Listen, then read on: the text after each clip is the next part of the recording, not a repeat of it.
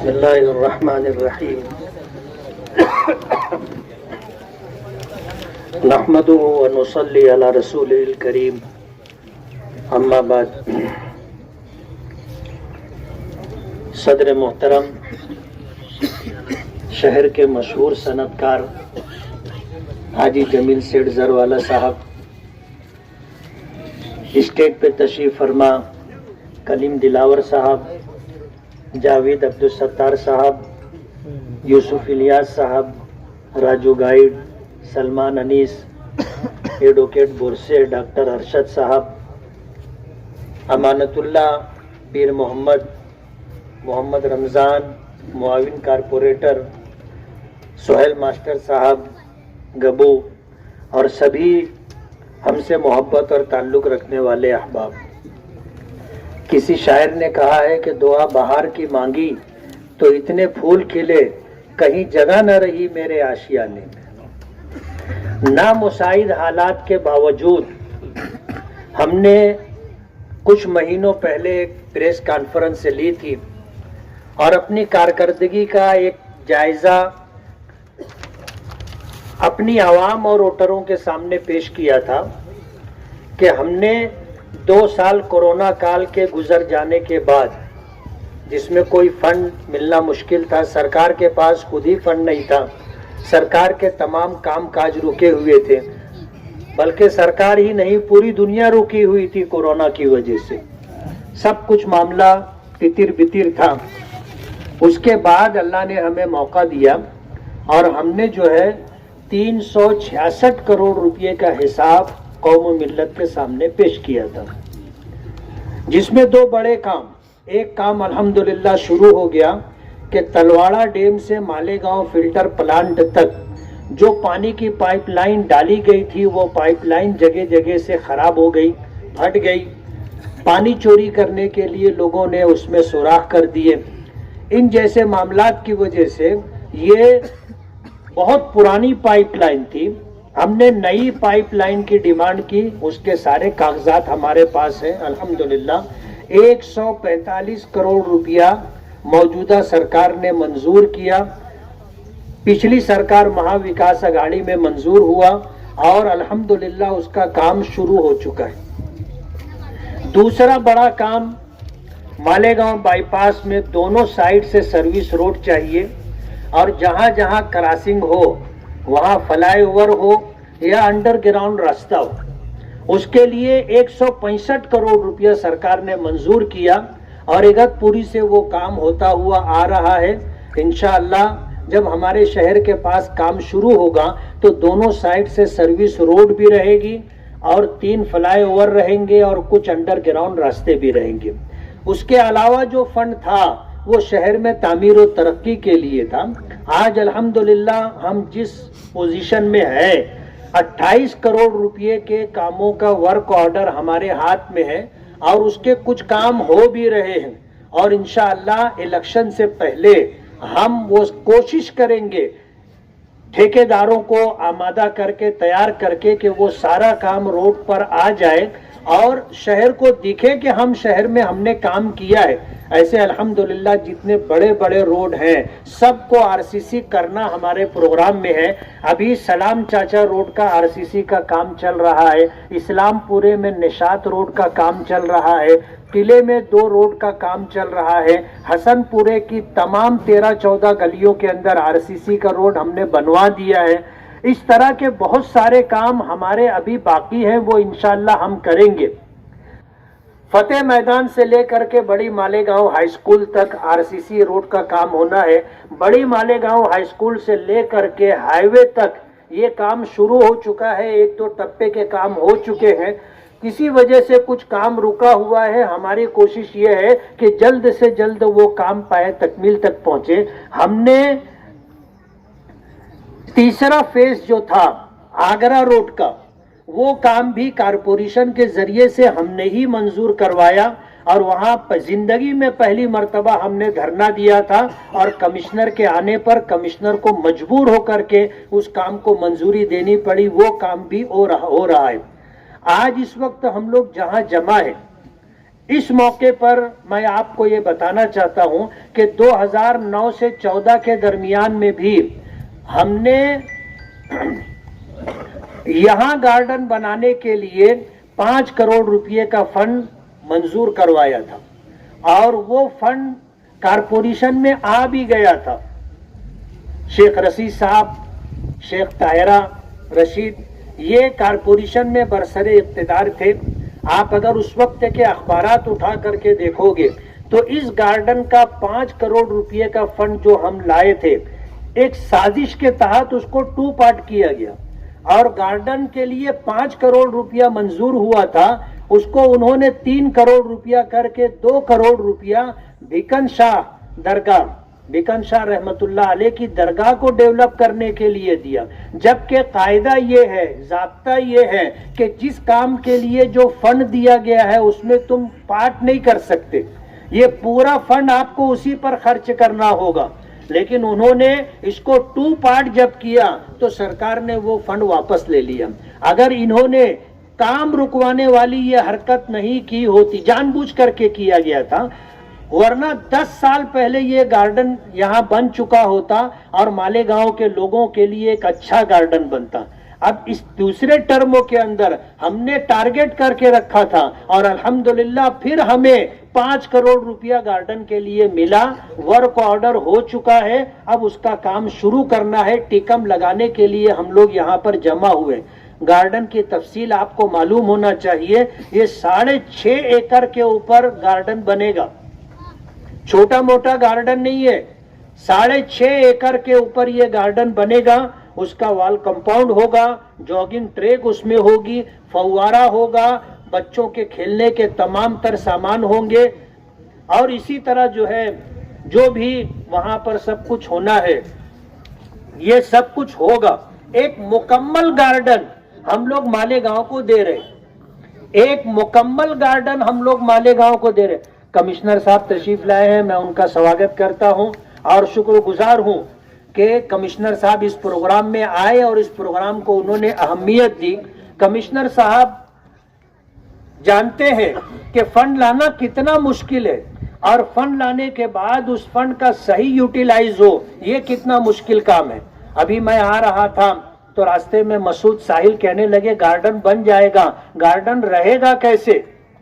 और उन्होंने जो बात कही कि ये घरकुल योजना की स्कीम है, 11,520 मकानात की स्कीम हम मंजूर करवाए थे और उस वक्त सुधीर राउत जो है कमिश्नर थे और नगर विकास में जो है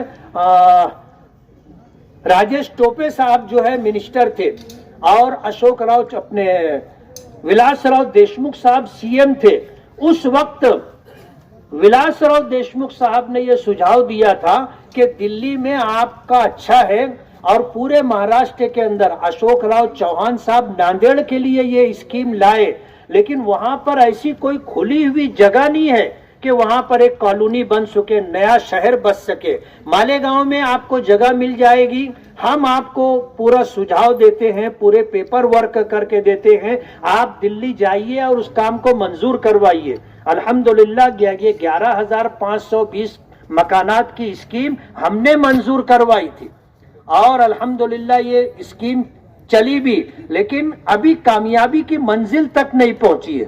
ठेकेदार जो थे उनका इंतकाल हो गया, उसकी वजह से हालात आ गए तो, और इससे लग करके गार्डन हमारा प्रोग्राम था। तो ये 6.5 एकड़ के ऊपर वॉल कंपाउंड, जॉगिंग ट्रैक, फव्वारा, बच्चों के खेलने के तमाम तर सामान, एक मुकम्मल गार्डन, यानी एक गार्डन में जो होना चाहिए वो सब कुछ इस गार्डन में होगा। लोग शोलापुर और दूसरे शहरों में इसी गार्डन को देखने के लिए जाते हैं। हमारा प्रोग्राम है इस गार्डन को हम डेवलप करेंगे और इंशाअल्लाह उसकी हिफाजत भी करेंगे।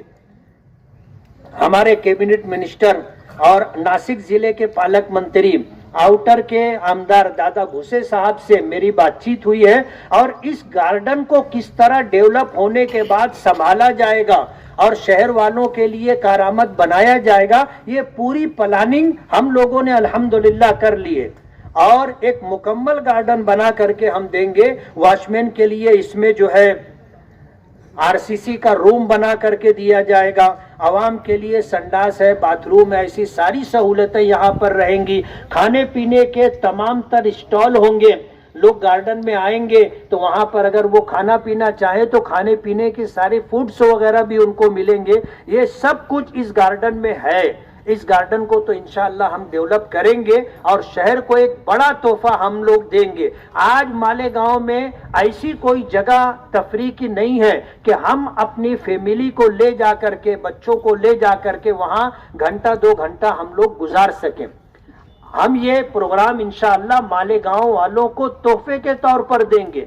मालेगांव सेंट्रल के अंदर हमको इतनी बड़ी जगह नहीं मिली, मजबूर होकर के हमने बहुत जगह तलाश की और तलाश करने के बाद हमको ये ग्रीन बेल्ट के ऊपर ये 6.5 एकड़ की जगह मिली। यहाँ पर हम लोग गार्डन बना रहे हैं। अगरचे ये मालेगांव सेंट्रल में नहीं है, मालेगांव आउटर में ये है, लेकिन फंड हम लाए हैं और अल्हम्दुलिल्लाह हम ये गार्डन बना करके मालेगांव वासियों के लिए, चाहे वो सेंट्रल में रहते हो या आउटर में रहते हो, हम उनको ये तोहफा देंगे। उसी के साथ मैं आपको ये बताना चाहता हूं कि हमने अभी दादा भूसे साहब से बातचीत करके मालेगांव में छोटे छोटे और गार्डन भी बने, उसके लिए हमने फंड मांगा और उन्होंने अल्हम्दुलिल्लाह हमें 8 गार्डन के लिए फंड दिया है। 8 गार्डन के लिए फंड दिया है। गट नंबर 122 और 118 मोहन बाबा नगर में 80 लाख रुपए का हम एक काम करने जा रहे हैं। इसी तरह सर्वे नंबर 101 में 70 लाख रुपए का एक काम करने जा रहे हैं। सर्वे नंबर 99 में 50 लाख रुपया, सर्वे नंबर 105 में 40 लाख रुपया, सर्वे नंबर 106 में 30 लाख रुपए, सर्वे नंबर 72 में 40 लाख रुपए, सर्वे नंबर 98 में 40 लाख रुपए, सर्वे नंबर 165 में 40 लाख रुपए। हमने मांगा था ज्यादा, लेकिन उन्होंने कटा करके हमको जो देना था उन्होंने दिया। तो अल्हम्दुलिल्लाह इस बड़े गार्डन के साथ हम मालेगांव में छोटे छोटे 8 गार्डन भी डेवलप कर रहे हैं। इसलिए मैंने शुरू में वो शेर पढ़ा कि दुआ बहार की मांगी तो इतने फूल खिले, कहीं जगह न रही मेरे आशियाने में। अल्हम्दुलिल्लाह लोग कहते हैं कि कोई काम नहीं हो रहा है, इनसे जो है हिसाब लिया जाए, इनसे जो है एहतसाब किया जाए, पूछा जाए। अभी नयापुरे में एक मीटिंग रखी गई है जायजा मीटिंग के नाम से कि हम मौजूदा आमदार से पूछेंगे उन्होंने क्या काम किया है, उन्होंने क्या काम किया है। वो पूछे, कहते ना पूछो तो पूछाई लग जाती, वो पूछेंगे तो हम बताएंगे, वो पूछेंगे तो हम बताएंगे कि इन 3 सालों में हमने क्या काम किया है। अल्लाह का बहुत बड़ा एहसान है कि अल्लाह पाक ने नामुसाइद हालात में भी हम कोशिश करते रहे, जद्दोजहद करते रहे और कुदरत को मंजूर था, उसकी मदद शामिल हाल रही और हम लोग जो है फंड ला रहे हैं। मंजूर हो चुका है, वर्क ऑर्डर हो चुका है, कुछ फंड आना है। पूरे शहर को हम इंशाअल्लाह हर वार्ड में काम कर रहे।